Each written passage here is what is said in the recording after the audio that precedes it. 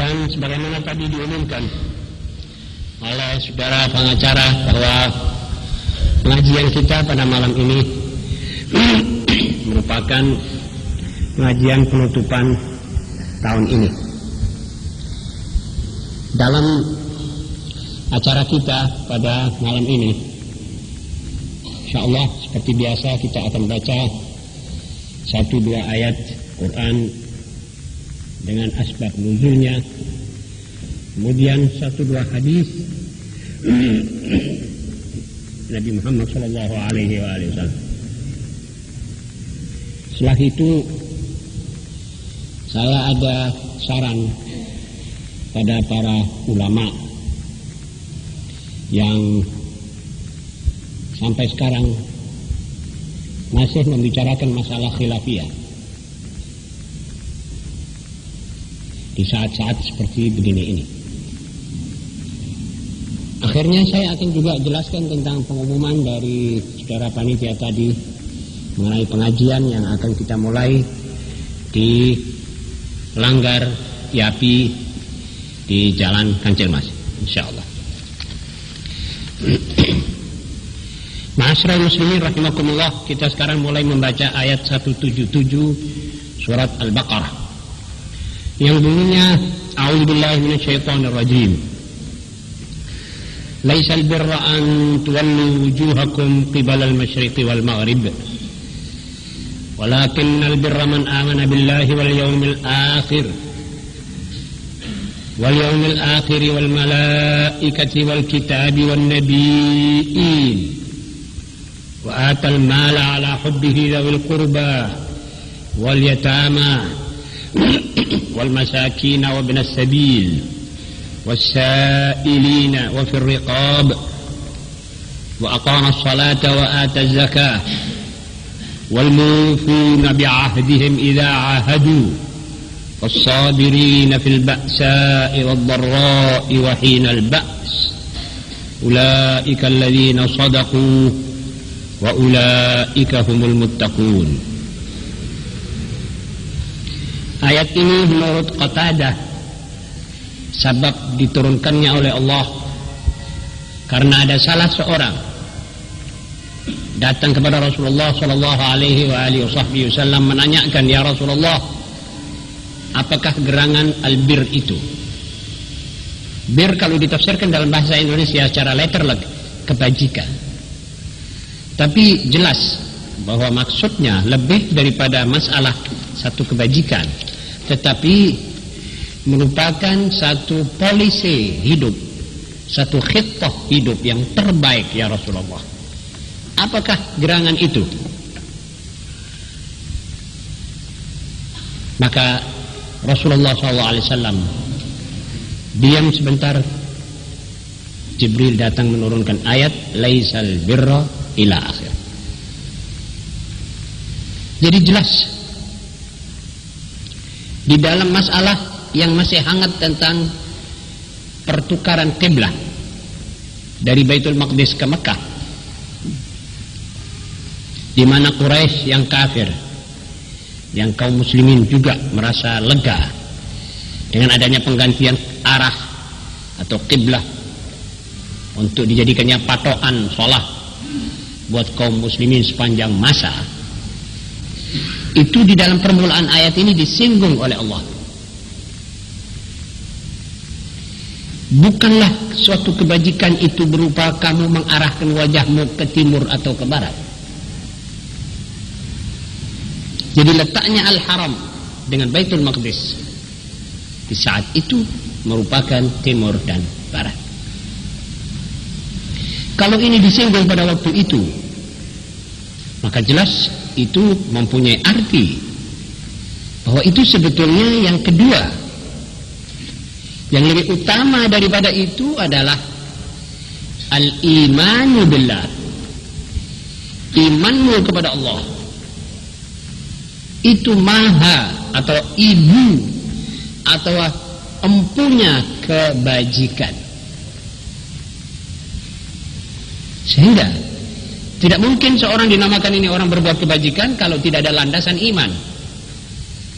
Karena itu orang kafir amalnya tidak diterima walaupun baik, dan tidak berpahala. Jangankan orang kafir, orang muslim saja yang tidak sholat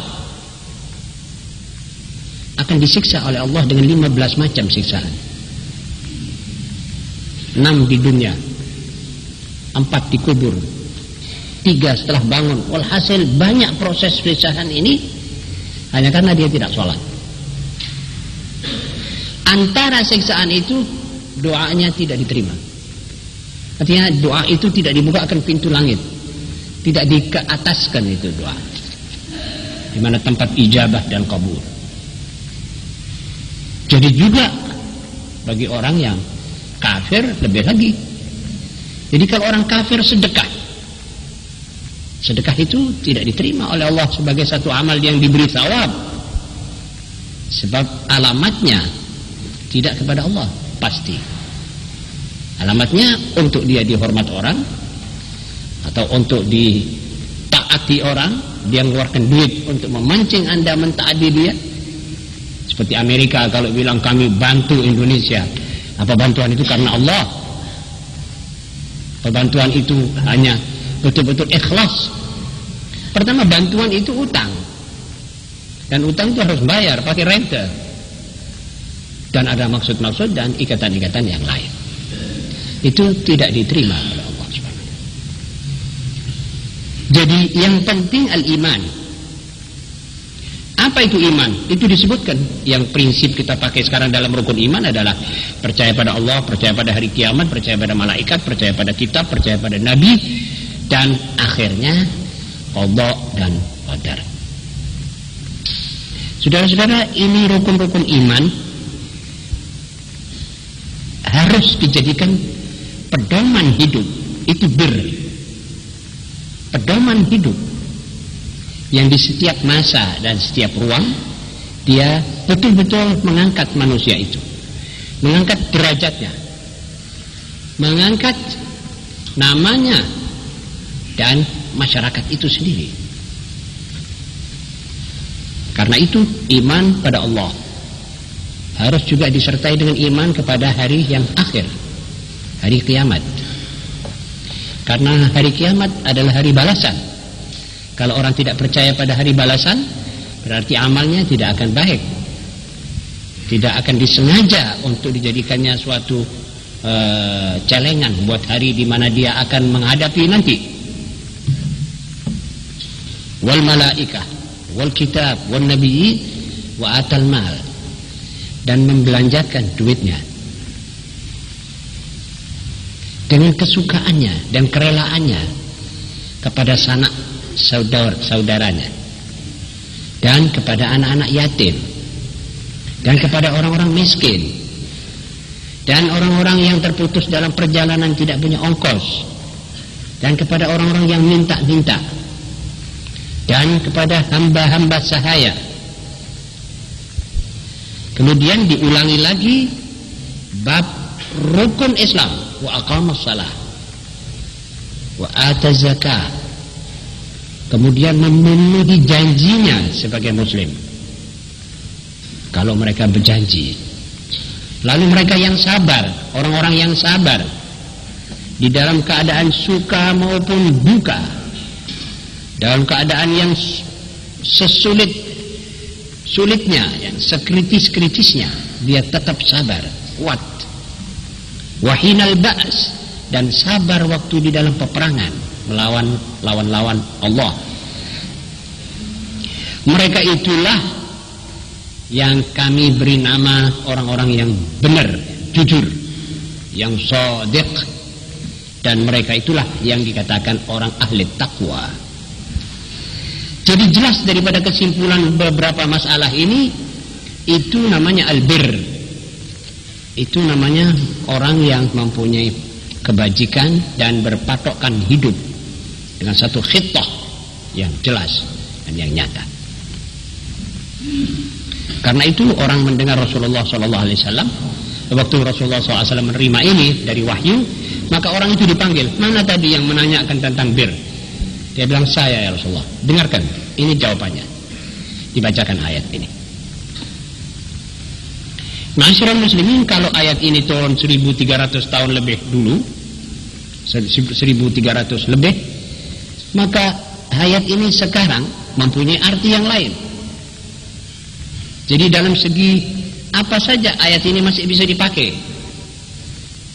untuk seorang pribadi atau pemerintahan.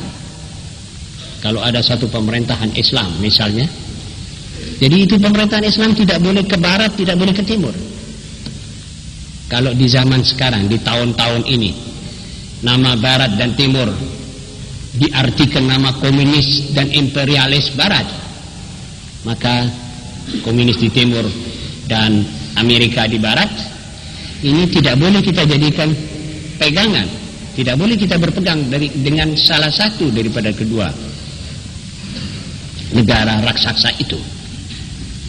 Nah, dan karena ayat itu sampai hari ini masih bisa digunakan oleh tiap pribadi, kalau tidak ada negara Islam, maka pribadi muslim harus mengamalkan ayat ini. Imanmu tegakkan benar-benar dalam hatimu. Kemudian imanlah engkau dengan syarat-syarat atau rukun-rukun iman yang selanjutnya. Duitmu yang diberi oleh Allah Subhanahu wa taala kepadamu, ditakdirkan oleh Allah untukmu, belanjakan sedapat-dapatnya kepada anak-anak yang disebut oleh Allah taala,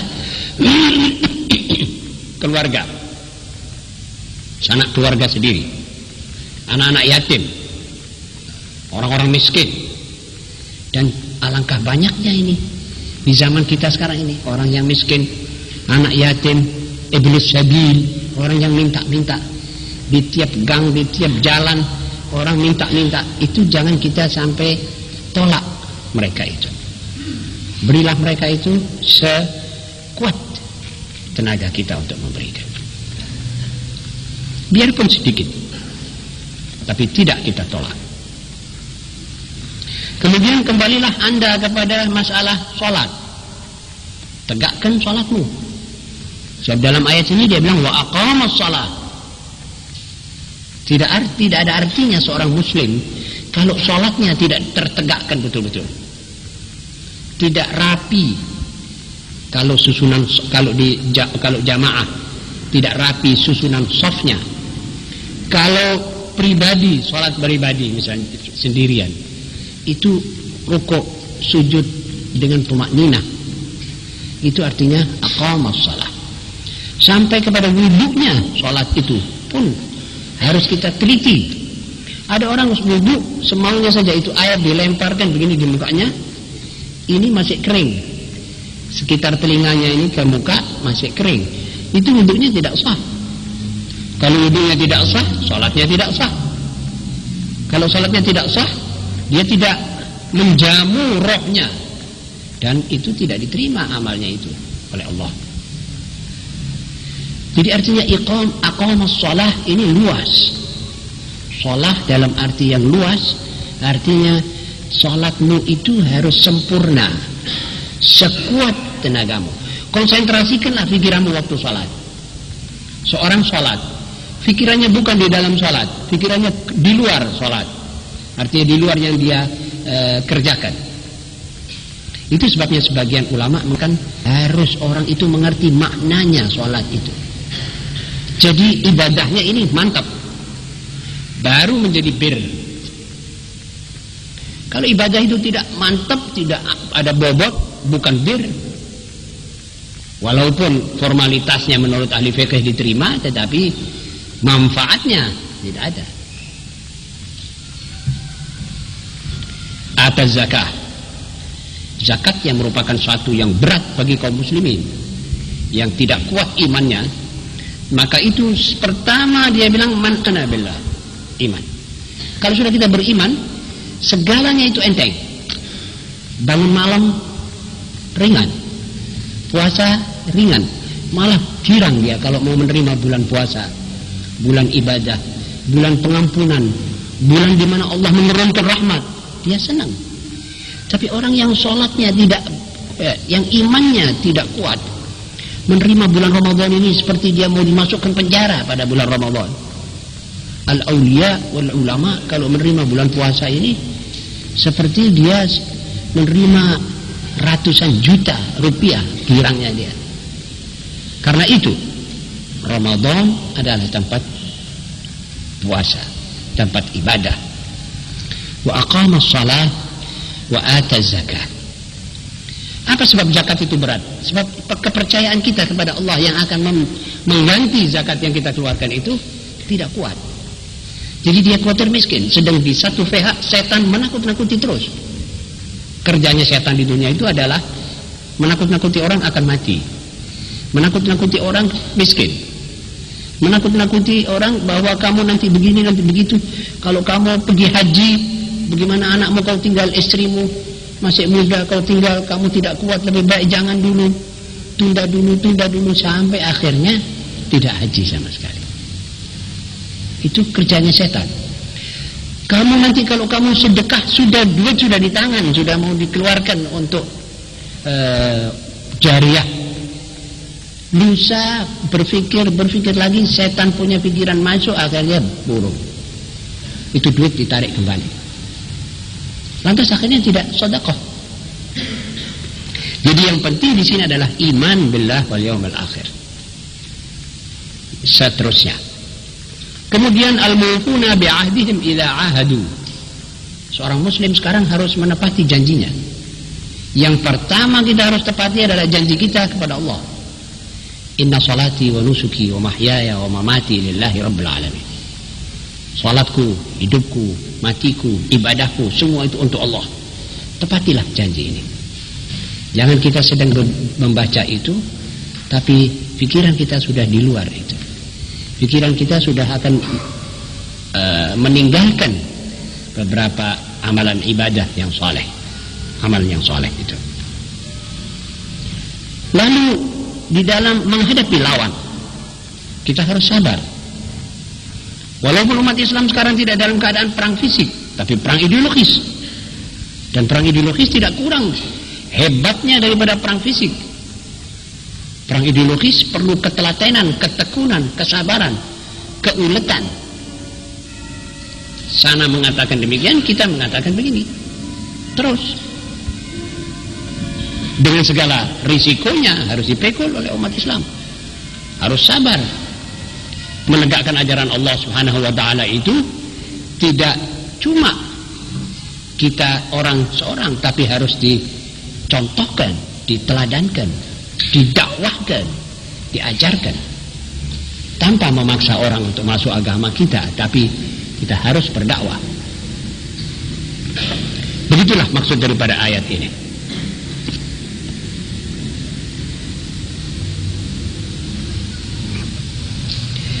Ayat yang kedua, ayat 186,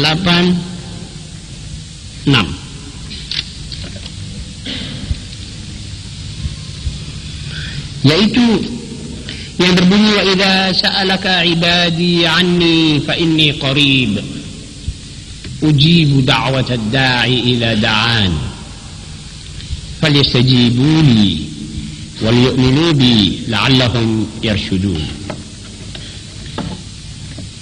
Salah satu dari sebagian sahabat tanya pada Rasulullah SAW, ya Rasulullah, apakah Tuhan kita itu dekat dengan kita sehingga kita akan munajat dengan beliau dengan cara seperti kita berbisik-bisik, ataukah dia itu jauh lalu kita panggil dia?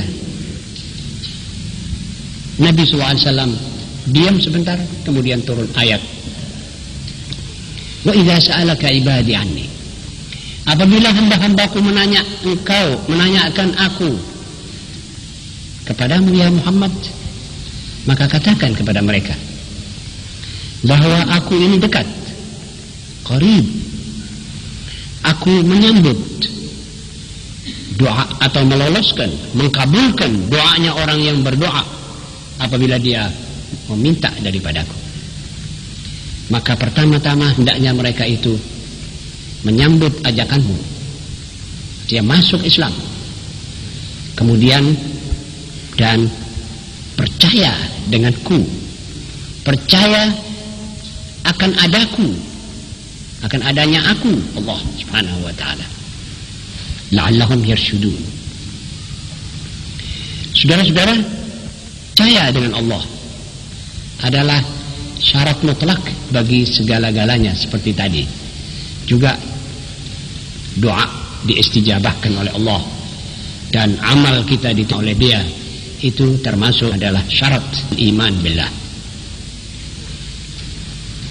Jadi ada qaul lagi tentang turunnya ayat ini, yaitu apa yang dikatakan oleh Yahudi dari penduduk Madinah kepada Nabi Muhammad SAW. Ya Muhammad, bagaimana kamu katakan bahwa Tuhan itu mendengar doa kita, sedangkan kau sendiri berkatakan bahwa antara kita dengan langit perjalanan ratusan tahun cahaya, masirat mi'atil a'wam, dan tiap langit tebalnya juga ratusan tahun. Bagaimana dia bisa mendengar kami? Maka turun ayat ini, inni qarib. Jadi Allah itu Subhanahu wa ta'ala, maksud ayat ini akan menghilangkan pikiran Bani Israel dan pikiran ahli kitab yang mengatmoformiskan Tuhan. Jadi Tuhan itu diasatkan oleh kaum yang pernah mendapat kitab suci itu. Jadi jangan kamu bayangkan Tuhan itu di langit atau di bumi. Tuhan itu di segala tempat. Dia mendengar suaramu. Dia mengetahui isi hatimu. Dia lebih dekat daripada urat nadimu. Begitu dalam ayat yang lain. Wa nahnu aqrabu ilaihi min hablil warid. Warid ini otot yang besar di leher ini. Kami lebih dekat daripadamu daripada otot lehermu itu. Ma'asyiral muslimin, bagi kaum muslimin, bagi kita kaum muslimin, suatu ajaran atau suatu yang digambarkan bahwa Allah itu tidak berjasad, sehingga dia mesti menempati salah satu ruang, di atas atau di bawah. Benar, malaikatnya di atas, mahligai kerajaannya di atas, tetapi Allah Subhanahu wa ta'ala tidak di atas, tidak di bawah. Itu semua sekedar simbol bahwa kami memiliki ini.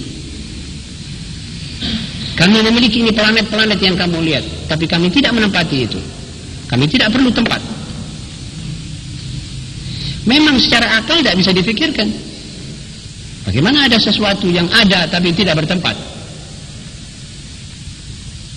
Tetapi iman billah harus mengatakan dia menguasai tempat. Dia menciptakan tempat. Kalau pada malam Kamis yang lalu kita dengar sejurus tentang masalah gerhana bulan dan matahari. Bagaimana itu bulan jalan dengan satu wajah. Belakangnya itu gelap. Kalau bumi bulat, jalan berbulat. Ini jalan begini. Dan macam-macam. Masing-masing saling tarik menarik. Daya tarik bumi, daya tarik planet-planet itu tarik menarik. Antara lain kenapa kita disuruh sholat? Kata Ustaz Abdurrahman Syahab bahwa kita bisa saja, karena supaya kita tidak pergi melihat-lihat matahari saja, terpesona oleh jalannya matahari waktu gerhana, tapi kita kerja ibadah. Tapi ada juga takwil bahwa masa gerhana adalah masa bahaya. Dan Rasulullah SAW kalau melihat bahaya atau mengetahui ada bahaya, dia terus fazi'ah ila shalah. Begitu riwayat Bukhari. Fazi'ah ila shalah. Nabi itu kalau melihat angin deras kencang, dia terus shalah. Melihat sesuatu yang lain dari yang lain, dia fazi'ah ila shalah. Artinya dia itu mohon, ya Allah, engkau jangan jadikan ini guruh ini menjadi petir yang memakan kita, menghancurkan kita. Allahumma ja'alha riyahan wa la taj'alha rihan. Sebab ada kaum-kaum nabi-nabi dahulu disiksa oleh Allah dengan angin. Disapu sama sekali itu negeri dengan angin. Dan kekuatan angin bukan sedikit, saudara-saudara. Gempa itu semuanya menyebabkan kita semuanya mengikuti Nabi Muhammad SAW. Bagaimana dia berdialog dengan alam raya. Jadi kalau ada sesuatu yang berbahaya atau menakutkan, Rasul terus pergi sholat. Juga gerhana. dan malah sholatnya agak panjang. Sebab seperti besok tanggal 11 Juni ini, itu bulan terlalu dekat dengan matahari, dengan bumi. Dan kalau begitu dekat, sampai daya tariknya ini lepas, dia natap seperti kita ambil besi sembrani dengan jarum, kita dekatkan sampai itu jarum pergi ke sini. Bagaimana saudara bayangkan ini alam jadi bagaimana? Hancur kita semua ini. Kalau bola yang berat ini bertatapan dengan bulan yang juga berat, bayangkan apa halnya kita. Rasulullah SAW menyuruh lekas-lekas kita ambil wudu untuk sholat al-khusuf. Dari mulai keadaan itu sampai selesai. Biarpun sudah selesai, sholatmu jangan kamu buru-buru, selesaikan. Artinya kamu sudah diselamatkan oleh Allah SWT. Ini pengambilan sebagian ulama tentang adanya gerhana itu. Jadi ayat yang berikut ini tadi, kaum Yahudi mengatakan bagaimana Tuhanmu jauh kok bisa mendengarkah doa kita? Turun ayat ini tadi, wa idza sa'alaka ibadi anni fa inni qarib. Tinggal kamu buka mulutmu saja untuk memohon. Ada seorang ahli tasawuf dengan kata lucu, dia bilang bondo kita ini cuma mulut saja kita buka, kita minta, dan segala-galanya nanti akan diatur oleh Allah. Kita tidak disuruh lebih daripada mendoa. Ud'uni astajib lakum. Wahai kaum muslimin, lebih-lebih di saat seperti sekarang, di saat kita harus mendoa, lebih-lebih dari segala yang kita bayangkan adalah di bulan Ramadan yang akan datang. Kita harus mendoa, dan sebanyak-banyaknya doa kita minta. Sekian saudara-saudara mengenai tafsir, dan kita sekarang akan pindah kepada hadis.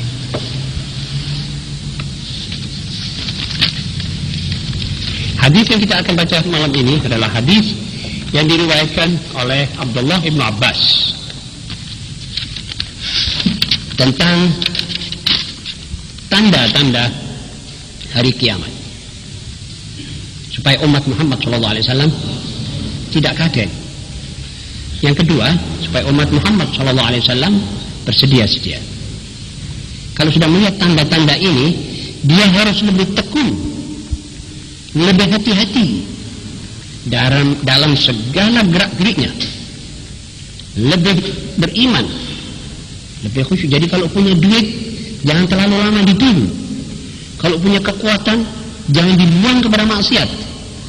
Kalau mempunyai kesempatan waktu, jangan diisi dengan main halma, main catur, main ringan. Ini harus kita isi dengan yang berisi betul. Sebab masanya sudah dekat. Nah, kita baca sekarang hari kiamat. Ini muqaddimatul qiyamah. Jadi Rasulullah SAW bersabda daripada riwayat Ibn Abbas mengatakan, Ibn Abbas berkata bahwa kami bersama-sama Nabi Muhammad SAW pergi ke haji, namanya haji wada. Untungnya sahabat Nabi ya, haji bersama Rasulullah SAW. Haji wada, dan haji wada itu haji terakhir. Habis itu Nabi SAW berumur cuma, ada yang bilang berapa bulan, berapa hari, ada yang bilang 80 hari dan sebagainya. Jadi habis itu Rasulullah SAW meninggal. Di dalam hajatul wada ini Rasulullah SAW menitipkan banyak titipan kepada umat.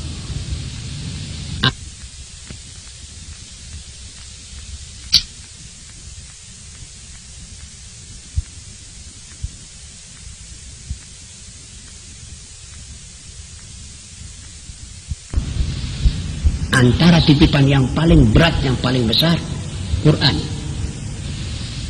Saya tinggalkan kepadamu Quran dan sunnatku. Ada dalam hadis yang lain dan yang juga sahih, Quran dan keluargaku, etra. Dua-duanya sahih. Kalau dikatakan Quran dan sunnah, ya sudah jelas Quran dengan sunnat beliau. Sunnat itu kelakuannya, yang merupakan tafsiran dan prakteknya ini. Dan kalau dikatakan etra, keluarga Ahlul Bait, maka maksud Rasulullah SAW, Quran dan sunnah ini harus ada yang menjalankan, yaitu etra. Dua-duanya hadis dibenarkan oleh para ulama. Jadi di kalangan ahli sunnah mengambil kedua hadis itu. Dan kita sekarang melanjutkan pembicaraan Ibnu Abbas. Hajjajna ma'a Rasulillah sallallahu alaihi wa alihi wasallam hajjatul wada'. Fa akhadha bab al-Ka'bah. Thumma aqbala alaina biwajhihi. Rasulullah sallallahu alaihi wasallam pergi ke arah pintu Ka'bah. Dia berpegang dengan pintu Ka'bah. Dia menghadap kita biwajh. Faqal, kemudian beliau berkata, ala ukhbirukum bi asyrafis sa'ah, maukah kamu kuberikan tanda-tanda hari kiamat? Sahabat, dan waktu itu paling dekat orang pada beliau Salman Al-Farisi.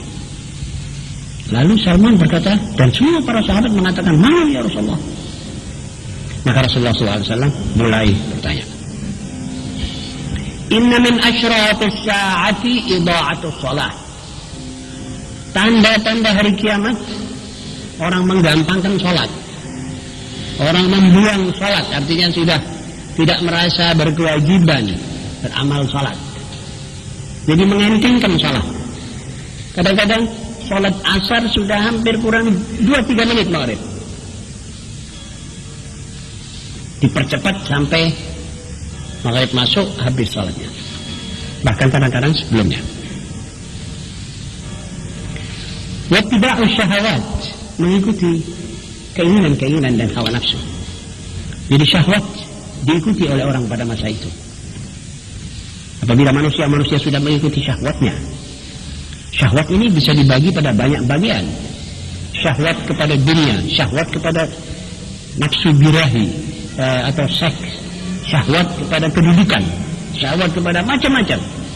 Kalau sudah kita selalu melampiaskan syahwat kita untuk hal-hal semacam itu sudah merupakan tanda hari kiamat.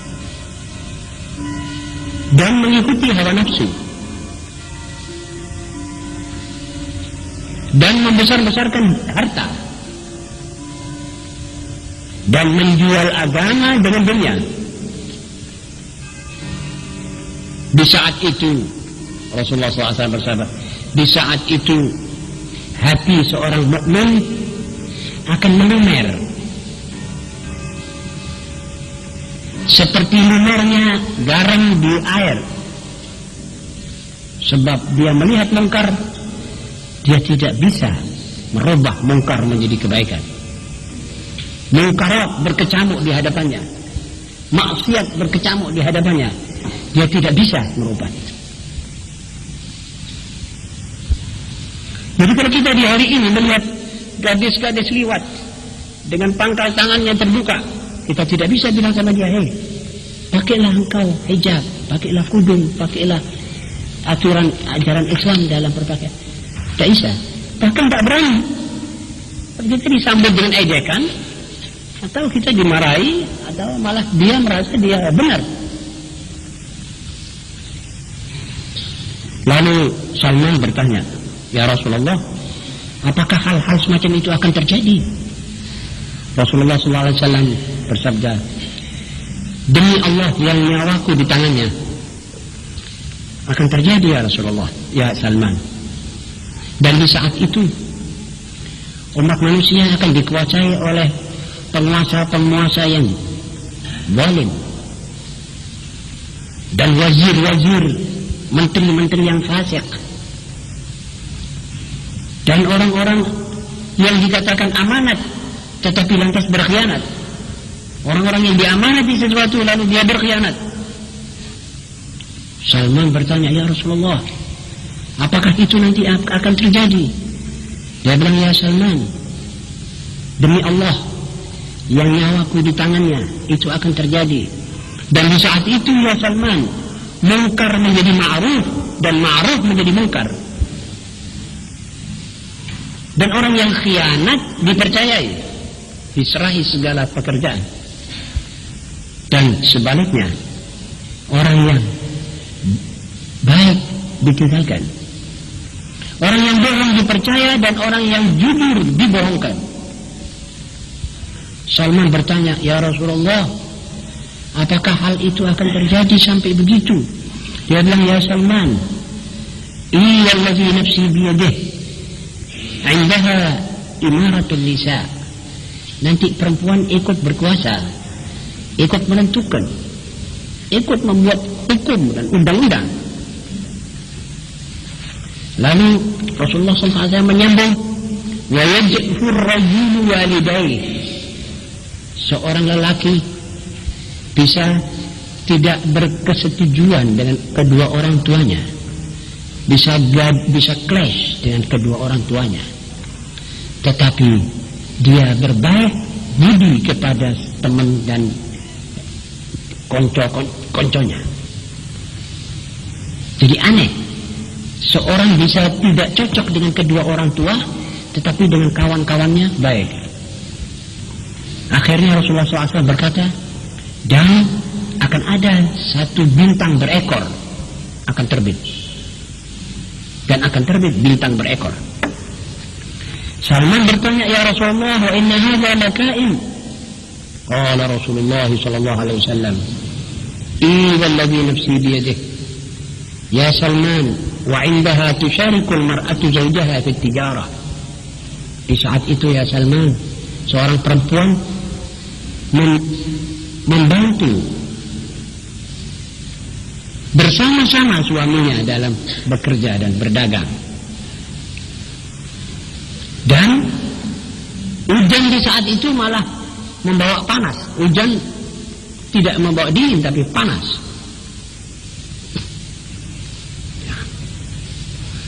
Orang yang tidak punya dihina. Wa yattaqar ar-rajulul mu'sir. Orang yang tidak punya dihina. Kalau ada orang jual beli, dia bilang, saya ini hari tidak menjual apa-apa. Di pasar-pasar mereka bilang, wah ini hari saya tidak jual apa-apa. Kalau dia jual, dia bilang, saya tidak untung apa-apa. Dan tidak tidak melihat orang, melainkan itu orang ngersulo, seakan-akan dia maite Allah subhanahu wa ta'ala. Salman berkata, ya Rasulullah, wa inna hadha lakain. Qala walladhi nafsi biyadihi ya Salman, indaha yamihim aqwamun in takallamu qataluhum wa in sakatu istabahuhum.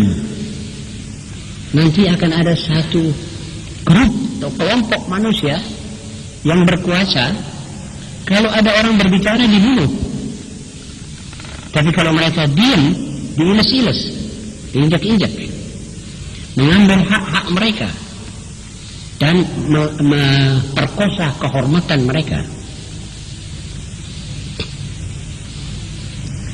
sehingga kamu tidak melihat orang waktu itu melainkan orang yang takut dan orang yang tidak bisa berbuat apa-apa. Salman berkata, sampai begitu ya Rasulullah akan terjadi. Rasulullah SAW bersabda, walladhi nafsi biyadih,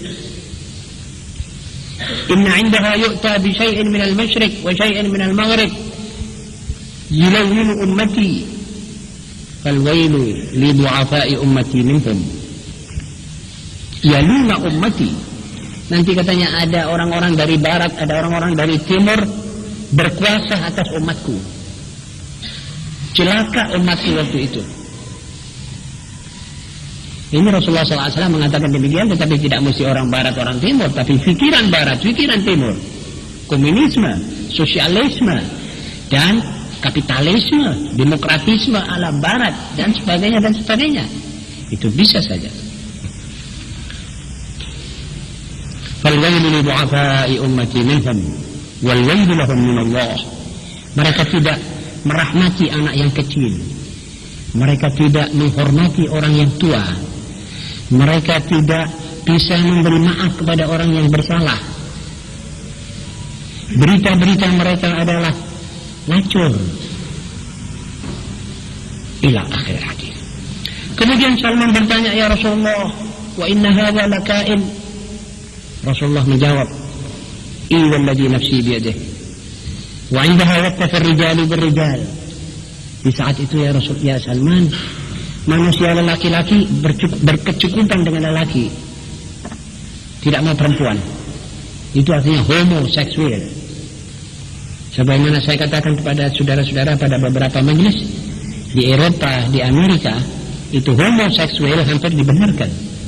Sampai ada satu gereja namanya The Church of Homosexual, gereja homo, laki-laki dengan laki-laki dan perempuan dengan perempuan. Dan anak-anak muda, jejaka itu dicemburangi sama laki-laki seperti anak gadis. Dan di saat itu orang laki-laki memirip-miripkan dirinya, meniru-niru perempuan dalam pakaian, dalam segala-galanya. Dan laki-laki dan perempuan melaki-lakikan diri. Ya sebagaimana sekarang ada orang laki-laki pakai anting-anting, pakai gelang. Kadang-kadang dia melihat perempuan pakai kaos sampai di pangkal pahanya, dia sekarang memakai sampai pangkal paha. Yang belum insya Allah cuma BH sama rok pendek saja belum. Tapi saya kira itu menyusul. Kalau melihat keadaannya ini, setiap orang sudah tidak berpikir. Akal itu sudah jarang digunakan orang. Coba orang ini maha suci Allah yang telah memberikan akal kepadanya. Kalau dia mau menggunakan akalnya, dia tidak sampai sesat. Apalagi bersinarkan wahyu, dia akan betul-betul terpimpin. Salman berkata, ya Rasulullah, apakah hal itu masih akan terjadi? Dia bilang, ada lagi ya Salman.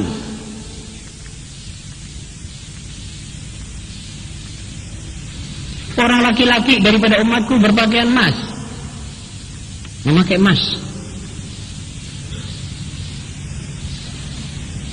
Tatahalla dhukuru ummati bidzahab wa yalbasuna al-harir wa dibaj. Mereka memakai pakaian sutra. Wa yattakhiduna juludan numuri sifadan. Dan kadang-kadang mereka memakai baju daripada kulitnya macan, doreng itu. Karena memakai itu. Bisa juga dari kulitnya macan atau tiruan kelir dari kulitnya macan. Itu dijual.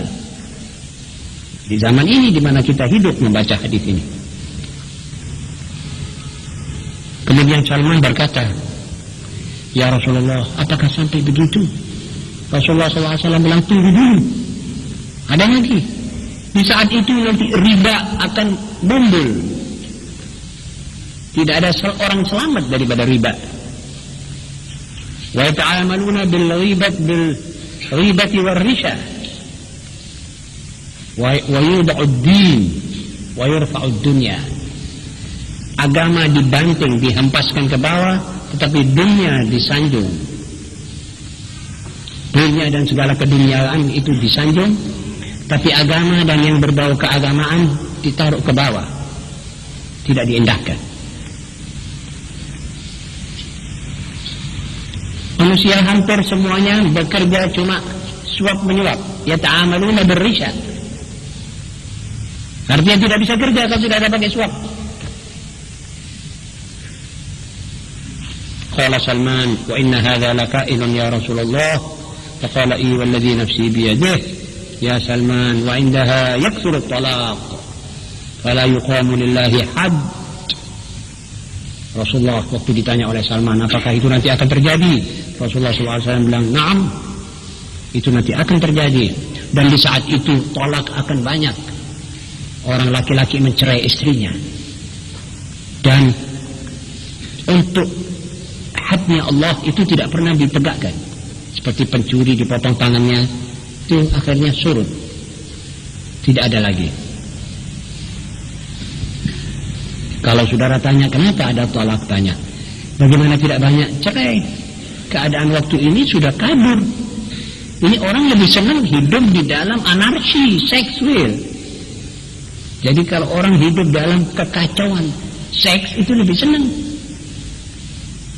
Tidak mau mengindahkan hukum Allah, tidak mau pelin-pelan di rumah, tidak mau berhati-hati dalam bertindak. Yang perempuan genit-genitan, saling tarik menarik laki-laki. Laki itu punya suami, punya istri atau tidak peduli. Pokok aku menarik laki orang. Akhirnya tarik-tarikan laki banyak cerai.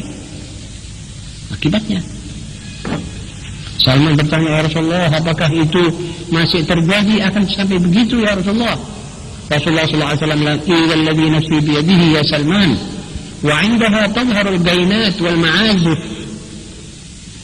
Dan di saat itu akan timbul sangres-sangres dan tukang tari-tari balet. Itu gainat namanya. Wal ma'azif itu alat-alat instrumen seperti gambus, piano, gitar, dan segala tabu-tabuan. Salman berkata, ya Rasulullah, apakah sampai begitu terjadi? Rasulullah SAW berkata, ya Salman, malah di saat itu orang yang kaya daripada umatku pergi haji untuk tamasya. Tapi orang yang pertengahan, tidak kaya, tidak miskin, pergi haji untuk dagang. Dia bawa barang-barang dagangan. Dan orang yang miskin daripada umatku haji untuk riya. Dan dalam riwayat yang lain untuk minta-minta. Di saat itu ya Salman, orang belajar Quran bukan karena Allah. Yata'allamuna al-Quran li ghairillah wa yattakhidunahu mazamir. Quran itu dijadikan seperti mazmur. Orang Yahudi membaca mazmur itu dibaca dengan suara geremeng-geremeng gitu, habis itu sudah dianggap dia sudah membaca mazmurnya. Kita juga kadang-kadang kita hataman, tapi kita tidak pernah mewujudkan apa yang kita hatamkan itu ke dalam masyarakat kita. Kemiskinan masih tetap, janda-janda yang telantar sampai menjual dirinya juga banyak, karena kita tidak mengindahkan. Ya. Kemudian kata Rasulullah SAW, wa yakunu aqwamun yatafaqqahuna li ghairillah. Ada orang yang mencari ilmu, mencari fikih, mencari apa bukan karena Allah, atau karena dipuji orang, atau karena mendapat popularitas.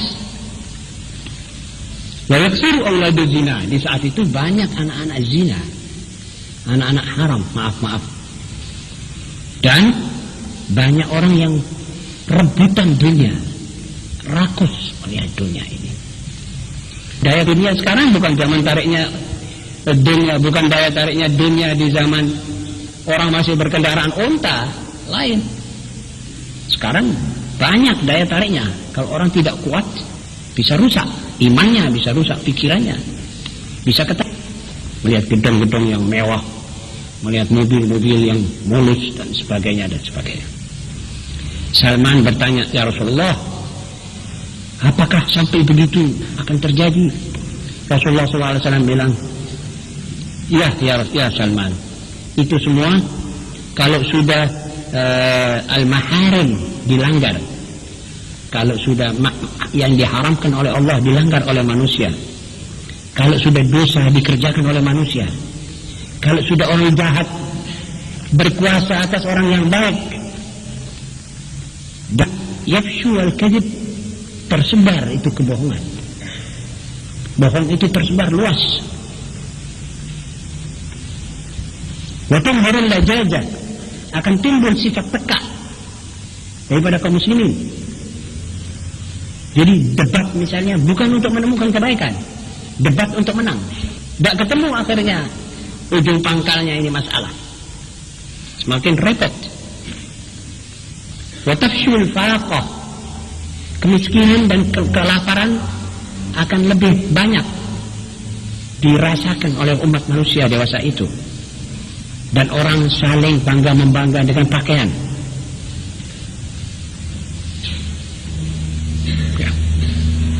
Yang yungkiruna al-amra bil ma'ruf wan nahyi 'anil munkar.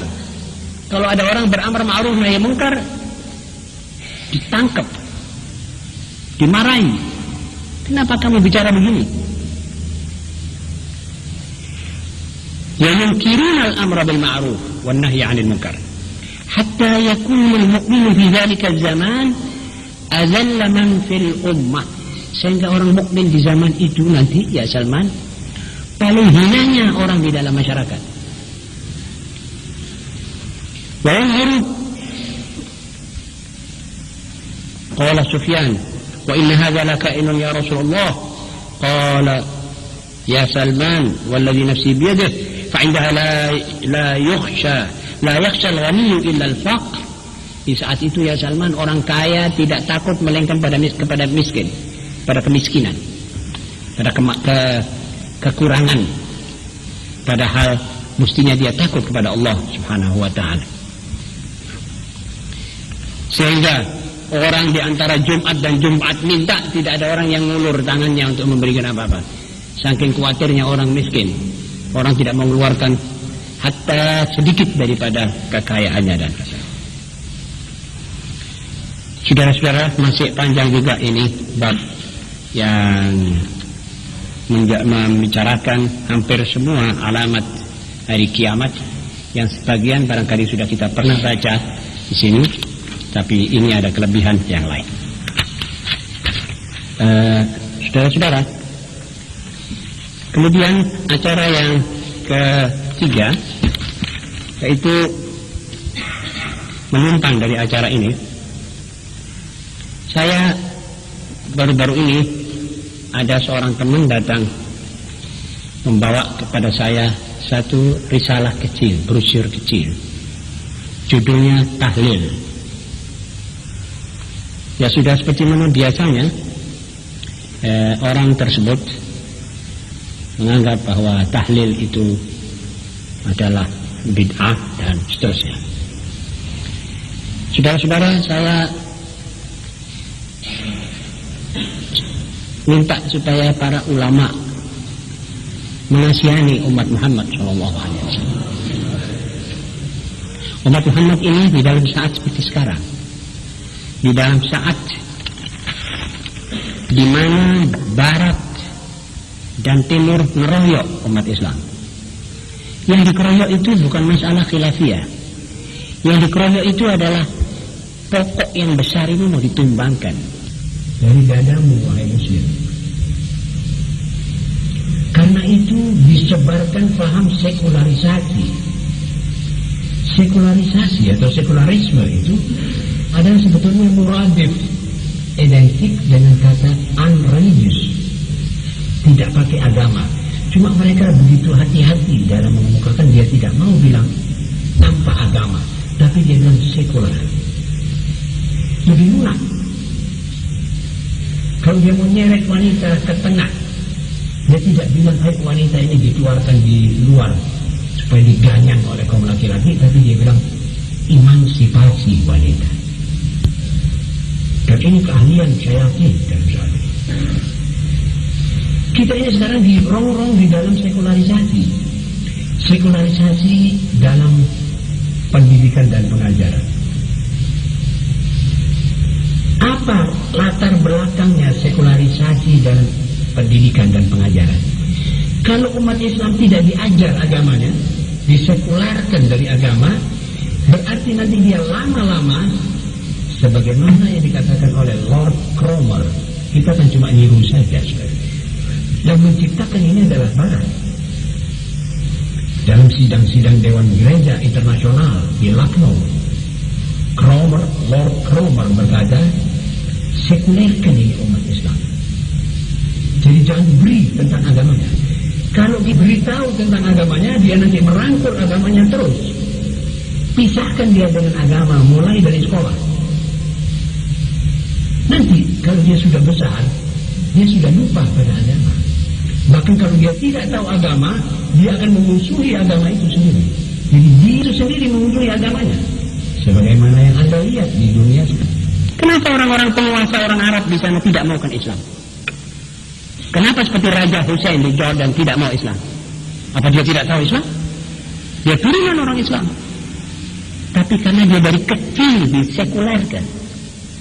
Itu sistem Barat. Ada satu kaidah dalam ilmu jiwa mengatakan orang yang tidak tahu sesuatu lantas dimusuhi. Biasanya memusuhinya. Orang yang tidak tahu main catur, dia bilang, "Kenapa catur?" Dia tidak tahu main catur. Orang yang tidak tahu tembungan, dia bilang, ya apa tembungan? Jadi umat Islam dijauhkan dari Islam dengan sekularisasi sampai dia benci kepada Islam. So dia tidak tahu apa itu Islam. Kalau kita bilang ini haram loh, ini halal, ini haram. Kabeh haram, marah dia. Dia tidak bilang sami'na wa ata'na wa ghufranaka rabbana wa ilaikal masir. Sebab dia dari kecil disebutkan dalam pelajarannya. Kemudian sekularisasi dalam penerangan, dalam mass media yang kita dengar atau yang kita lihat, majalah-majalah, TV dan macam-macam. Sekularisasi. Ada satu adegan di TV yang kalau tidak salah ada orang datang bilang sama saya tidak punya TV. Dia bilang datang sama saya, ada satu adegan bahwa ada satu orang laki-laki bekas pegawai negeri yang dia korup, lalu dia dipecat, akhirnya keluarganya sengsara, akhirnya dia bersedia menjual istrinya. Yang membeli itu dengan tawar-menawar bekas bosnya. Kalau 200 aku belum, 200.000. Atau bagaimana understanding dijual. Saudara-saudara, ini sekularisasi, ini mempercontohkan sampai ada orang menjual istrinya. Apa ini dunia, saudara-saudara? Ini sekularisasi. Majalah, surat kabar, tidak ada satu zikrullah. Kemudian rangsangan-rangsangan untuk seks di mana-mana. Secara yang kita lihat, audio visual atau yang kita baca. Kemudian sekularisasi dalam undang-undang. Jadi sekularisasi dalam ta'lim, sekularisasi dalam penerangan, sekularisasi dalam undang-undang, sekularisasi dalam segala-galanya. Ini zaman yang dikatakan oleh kaum imperialis barat, zaman kita cekek umat Islam penghabisan. Ya, orang kira umat Islam akan habis. Sebetulnya tidak demikian. Ma'asyiral muslimin, di zaman seperti sekarang ini kita bicara tentang tahlil dan talqin. Bagaimana saudara punya pandangan? Bagaimana saudara punya pikiran? Saya sarankan pada para ulama, kasihanilah umat Muhammad SAW. Jangan kamu kasih umat Islam menuduh kamu, wahai ulama yang seperti ini, bahwa kamu ini salah satu daripada 3 ulama yang mau mencari duit, atau ulama mencari popularitas, membawa